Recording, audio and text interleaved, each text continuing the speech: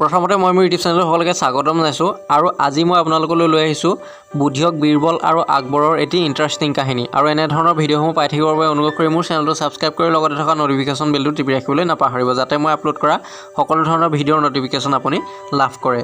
গতিকে ভিডিঅ'টো আৰম্ভ কৰা হওক। আকবৰৰ ৰাজসভাত বীৰবল নামেৰে এজন অতি চতুৰ বুদ্ধিৰ মন্ত্ৰী আছিল। ৰাজসভাত থকা সকলো মন্ত্ৰীতকৈ বীৰবল আছিল আটাইতকৈ বুদ্ধিমান। বীৰবলৰ বুদ্ধিৰ আগত কোনো টিকি থাকিব নোৱাৰিছিল। আনকি সম্ৰাট আকবৰো বীৰবলৰ বুদ্ধিৰ আগত টিকি থাকিব পৰা নাছিল।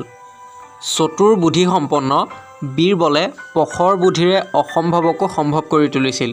বীৰবল যে কেৱল সম্ৰাট আকবৰৰ এজন প্ৰিয় মন্ত্ৰী আছিল এনে নহয়, বীৰবল সম্ৰাট আকবৰৰ এজন ভাল বন্ধুও আছিল। সম্ৰাট আকবৰে বীৰবলৰ লগত বিভিন্ন আলাপ আলোচনা কৰি আজৰি সময়সমূহ পাৰ কৰিছিল। আৰু এনেদৰে বিভিন্ন বিষয়ৰ ওপৰত আলাপ আলোচনা কৰি থকাৰ মাজতে সম্ৰাট আকবৰে বীৰবলক বিভিন্ন জটিল সমস্যাসমূহ সমাধান কৰিবলৈ দি বীৰবলৰ প্ৰখৰ বুদ্ধিৰ পৰীক্ষা লৈছিল। আৰু এনেদৰে এদিনাখন বাৰ্তালাপ কৰি থকাৰ মাজতে আকবৰে বীৰবলক এখন দেৱাললৈ আঙুলিয়াই দি ক'লে যে বীৰবল, তুমি দেৱালখনত এনে এটা বাক্য লিখা যিটো দেখিলে মই যদি দুখত থাকোঁ তেতিয়া সুখ অনুভৱ কৰিম আৰু যদি সুখত থাকোঁ তেতিয়া মই দুখ অনুভৱ কৰিম। আৰু তেতিয়া বুদ্ধিয়ক বীৰবলে কিছু সময় চিন্তা কৰি এজন পেইণ্টাৰক মাতি অনাই দেৱালখনত আকবৰে বিচৰা ধৰণেই এশাৰী বাক্য লিখিলে আৰু বাক্যশাৰী হ'ল, এই সময় পাৰ হৈ যাব।